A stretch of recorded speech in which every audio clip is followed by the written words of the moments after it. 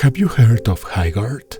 If not, I don't blame you. This game was officially announced during the Game Awards, and let's just say the reception wasn't great. A lot of people, including me, looked at it and immediately thought the same thing. Great, another generic live service shooter. Another game designed not just to be played, but to constantly sell you things. Now, unlike a lot of people online, I try to keep an open mind. I'm willing to accept the possibility that maybe, just maybe, it could be different. Yes, we already have way too many games like this, but if a studio really puts in the effort and makes something genuinely fun, people will eventually recognize that. Unfortunately, that didn't happen. Just like many people predicted, this game ended up becoming another Concord. It launched in January 2026 and it reached a peak of around 100,000 players on Steam, which honestly isn't terrible for a launch. But within just a few days, the game had already lost about 90% of its player base. And recently, it was officially announced that the game will shut down on March 26. So yeah, that didn't take long. Naturally, the criticism and the memes showed up almost immediately, and now a lot of people are wondering if players will receive refunds like the ones that happened with Concord. But this situation raises a bigger question. How is it possible for games like this, games with millions of dollars in funding, developed by teams of experienced industry veterans, to fail so badly and so quickly? For me, the answer is actually pretty simple. These games just aren't fun. I think the biggest problem is the mindset behind how they are made. These games aren't designed with the question, how can we make the most fun game possible? Instead, they are designed around a different question. How can we make a game that's just good enough for people to buy and then sell them more stuff later? And maybe that's exactly why I enjoy retro gaming so much.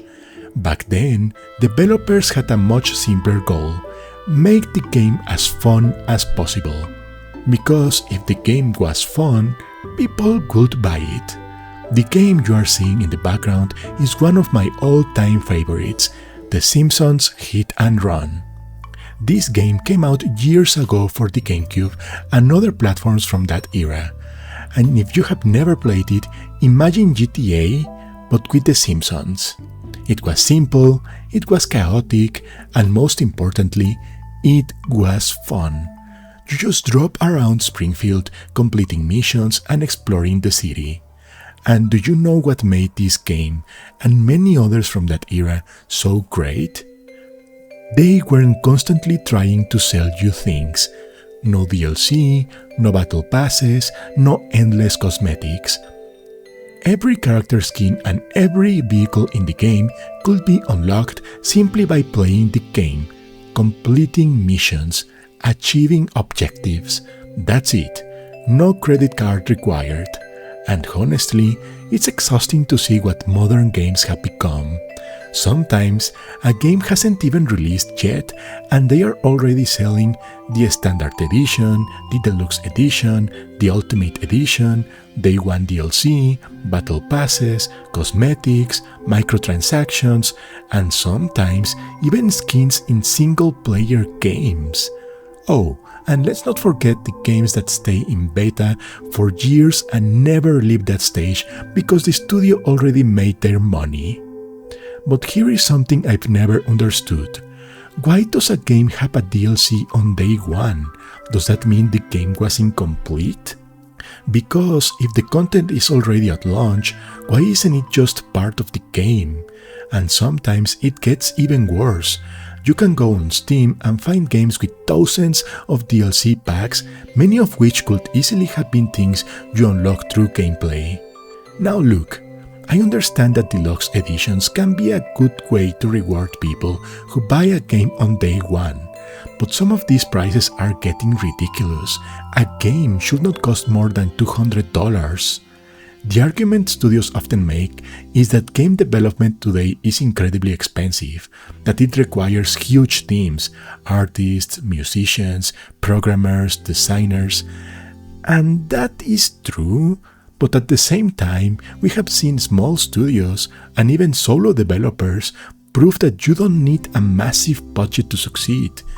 Games like Balatro or Schedule 1 were made by a very small team, and they managed to compete with studios spending millions of dollars. And do you know what they did differently? They focused on making their games fun. That's it. You don't need ultra-realistic graphics. You don't need music recorded by a full orchestra. You don't need a marketing budget worth millions.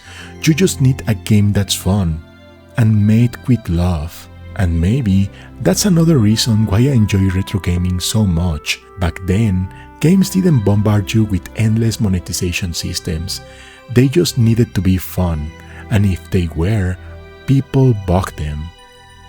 Now, don't get me wrong, not every retro game was good, and there have definitely been some amazing AAA games released in recent years, but things used to be simpler. A game came out.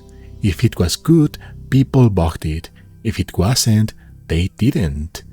Today, you might spend $100 or more on a game before you even know whether it's actually good. And the situation gets even worse when you look at game reviews. Many large gaming websites and quote-unquote professional critics give these games incredibly high scores. Why? Because of something called access journalism. These outlets receive early access to games, invitations to exclusive events, and sometimes direct financial relationships with publishers. And that creates a pretty obvious incentive: give positive reviews and keep the access. The result? Players buy mediocre games thinking they are amazing, only to later discover that the community actually thinks they are terrible. Anyway, those are just my thoughts. And to be clear, I never like seeing studios shut down or people lose their jobs. I genuinely want developers to succeed, but I want games to succeed because they are fun, not because they are filled with microtransactions. Just make a great game. That's all it takes. Thanks for watching, and I will see you in the next one. Remember, stay docked or not.